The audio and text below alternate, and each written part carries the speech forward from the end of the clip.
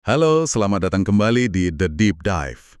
Oke, hari ini kita bakal bedah salah satu bab yang paling bikin saya penasaran nih. Bab 9 dari buku The Science of Weird Shit. Judulnya, Tricks of the Mind. Otak kita ini kan katanya mesin pemecah misteri terhebat ya. Tapi gimana kalau ternyata detektifnya sendiri yang jadi tersangka utamanya? Jadi hari ini misinya adalah jadi detektif pikiran. Kita mau selidiki gimana otak kita sendiri bisa menipu kita.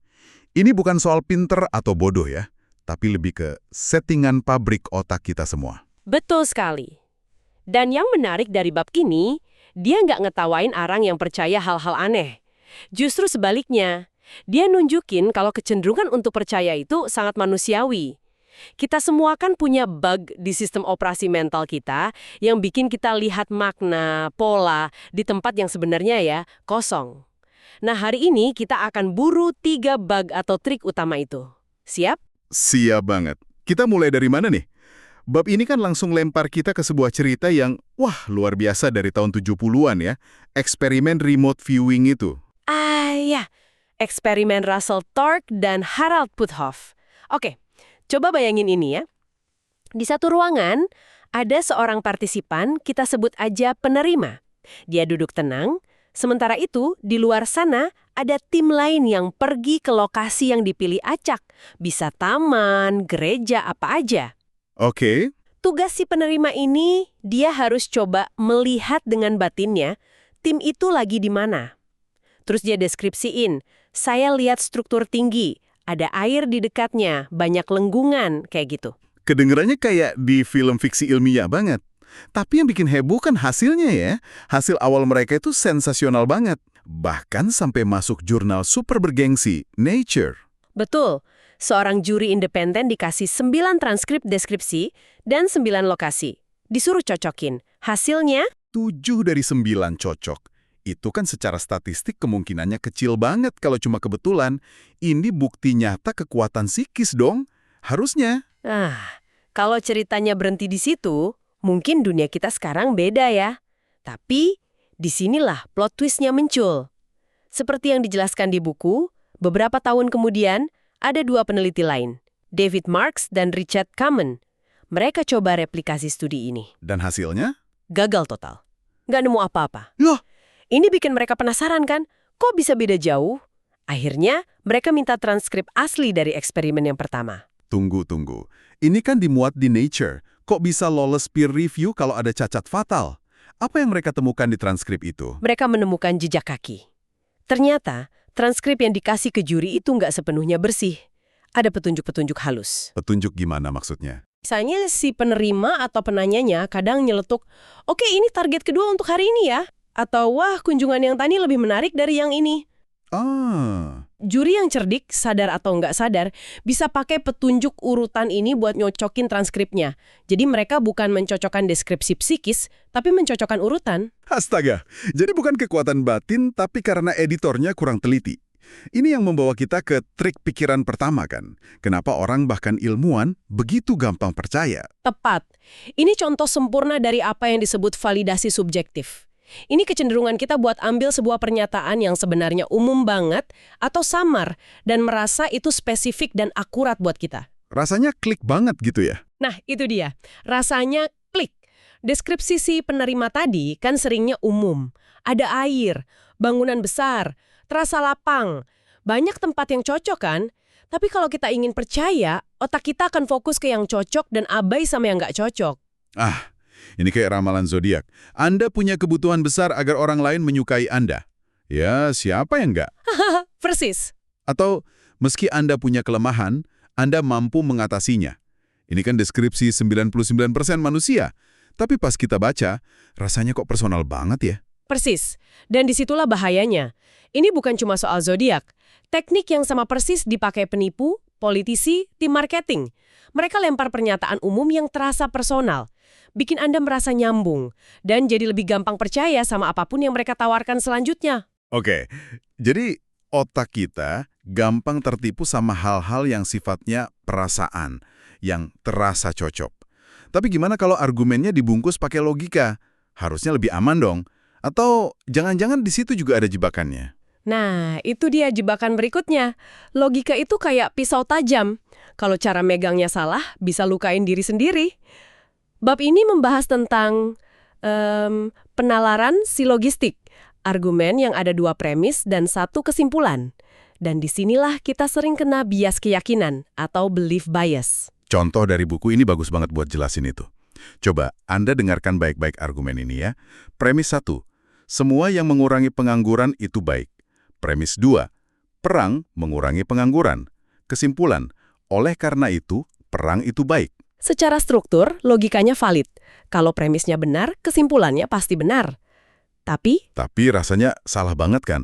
Hampir semua dari kita pasti langsung nolak mentah-mentah. dan perasaan salah itu intinya, otak kita nggak evaluasi strukturnya.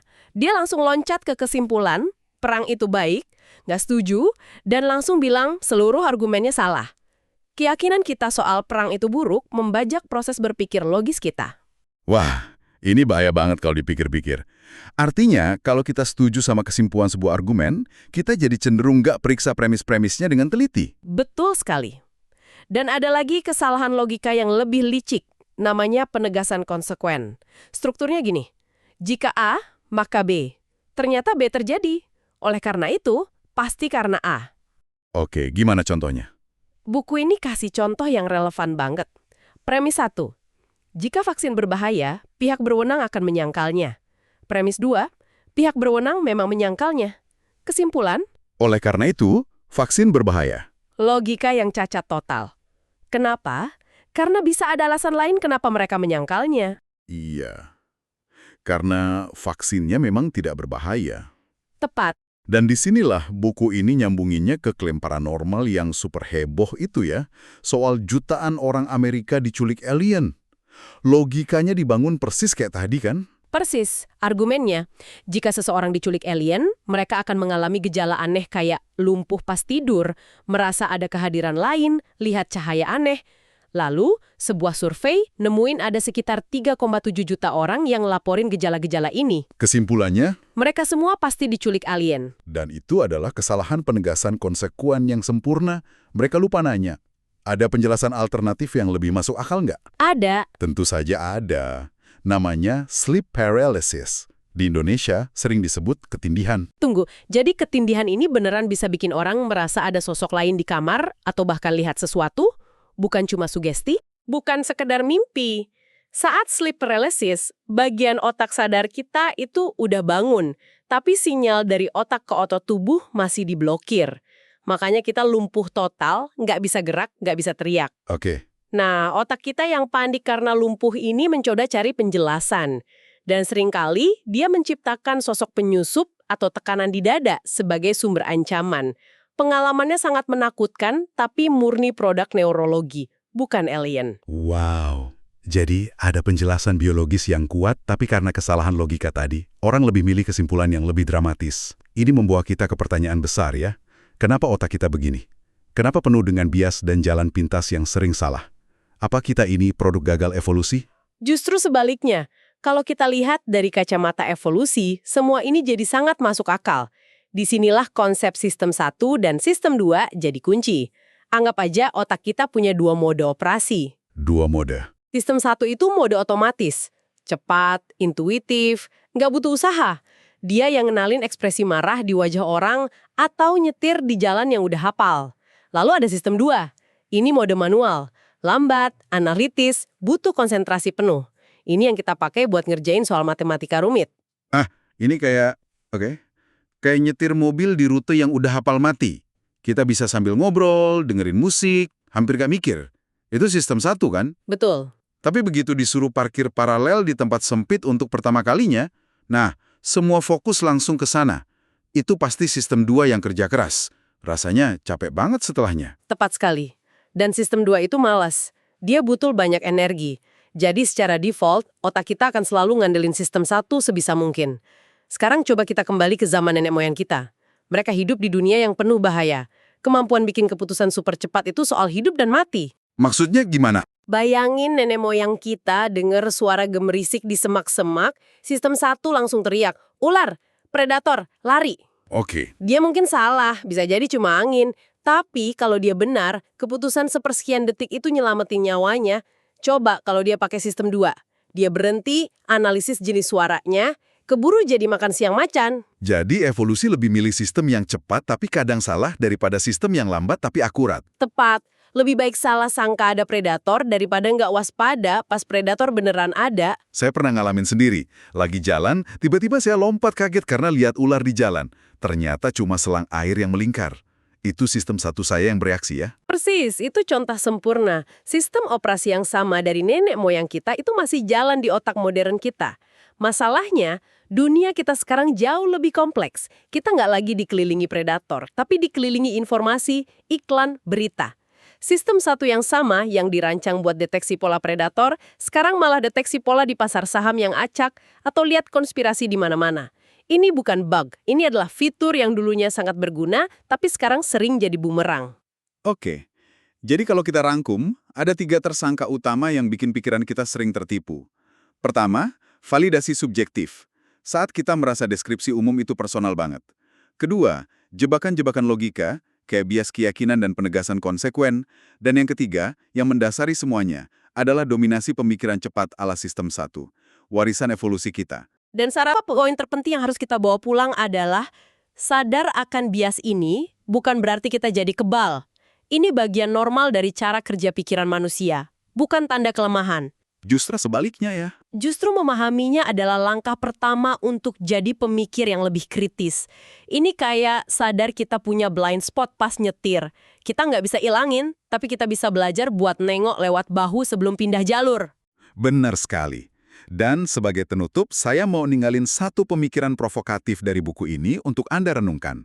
Jika jalan pintas mental ini, si sistem 1 ini, begitu mendarah daging dalam diri kita dan terbukti sangat vital bagi kelangsungan hidup nenek moyang, pertanyaannya adalah, bisakah kita benar-benar mematikannya? Atau apakah sebagian dari diri kita akan selamanya terprogram untuk mencari pola dan makna, bahkan di tempat yang sama sekali tidak ada apa-apa?